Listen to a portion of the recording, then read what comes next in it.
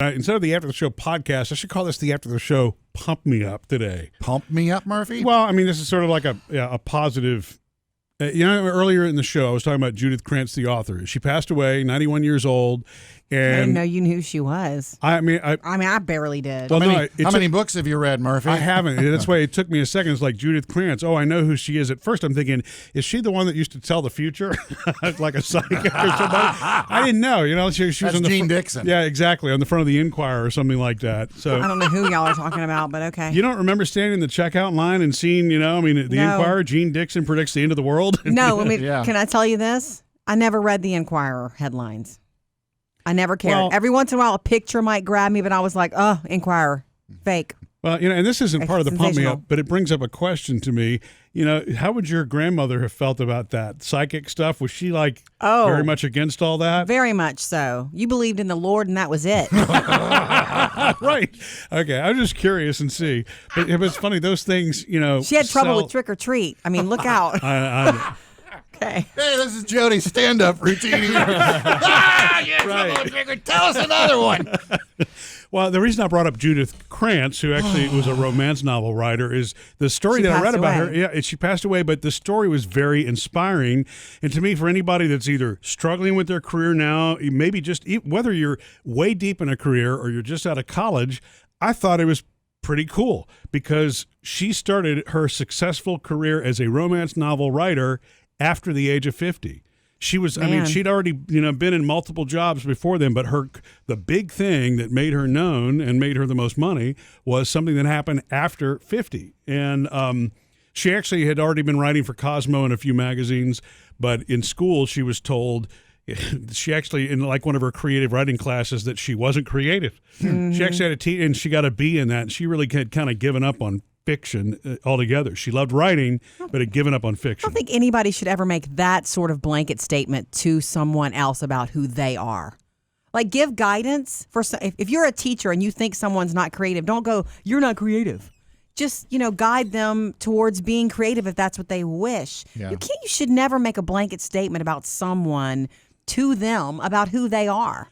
I just really, but her story about not becoming successful until after 50 is really cool for two reasons to me.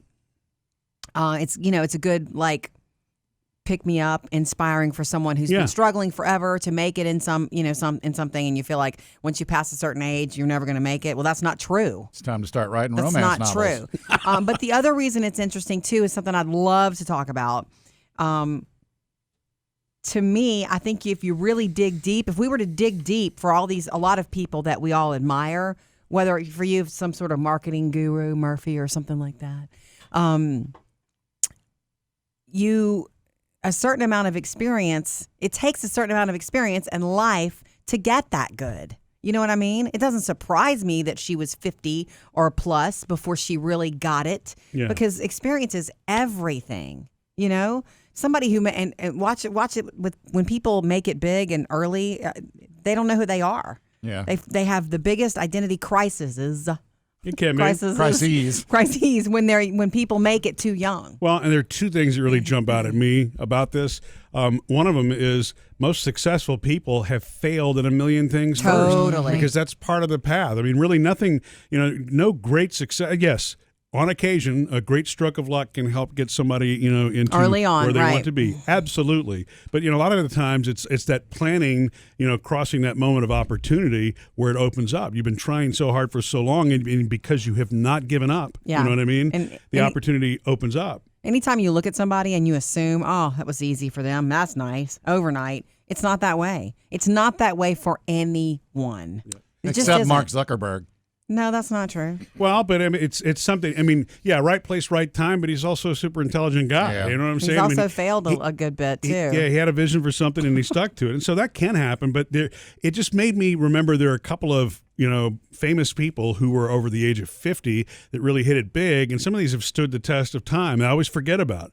You think about KFC, and you know how they brought back the Colonel. Yeah. Look at the Colonels. The new Colonels are weird to me. Okay, well this isn't. It's just a campaign. My point is the original Colonel. His name was Harlan Sanders. He was 65 years old before he started going around and sharing his recipe and trying to sell his chicken recipe. Nice. So here's a man who was, you could say, retirement age. Yeah. Before he even started his very first restaurant, which is that's pretty amazing to me. It is. And in the fast food world, the other one is McDonald's, which is still a very big successful chain today. Many franchises around the world. Billions served, right? And Ray Kroc, the founder of that, who was played by Tom Hanks, right? No. Michael Keaton. Michael Keaton played Ray Kroc.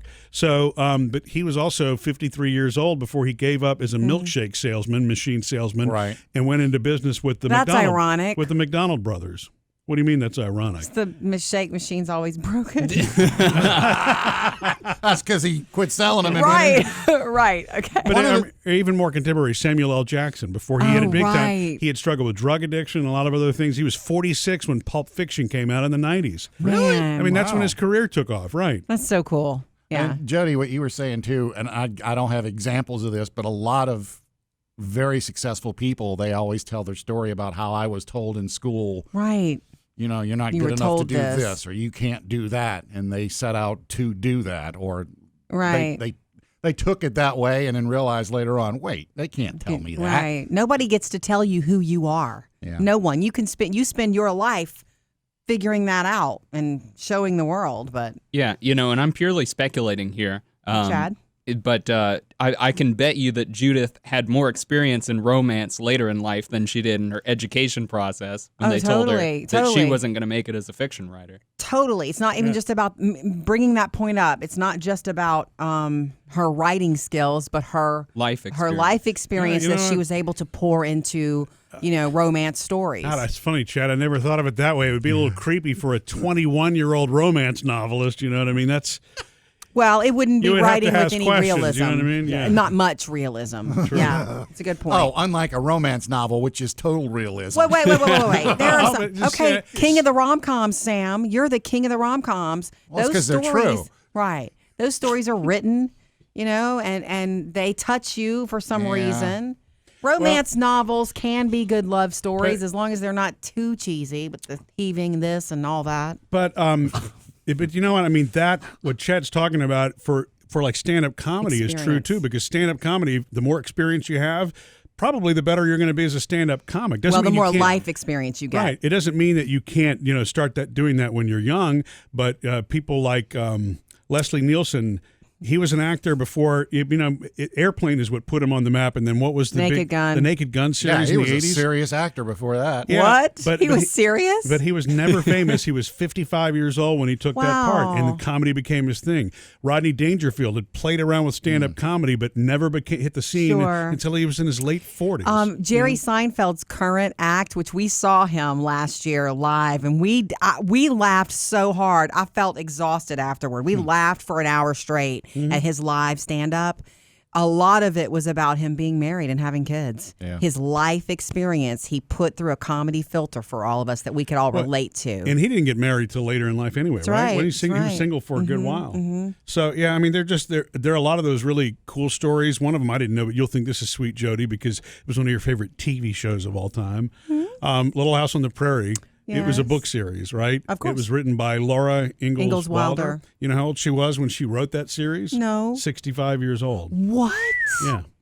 That's beautiful. That was her whole. I mean, she had struggled as a writer or whatever, and then just decided to whatever this angle was. At 65 is when she hit her, the big time. Never give up. I love it. And that's why that's the one reason the Judith Krantz thing just really jumped out at me. And you admit it. You want to read it. What, her I'm books? joking. Yeah. I'm just trying to joke with you a little bit. Well, maybe I could learn a thing or two, I suppose. Jody, I finally made it through a book.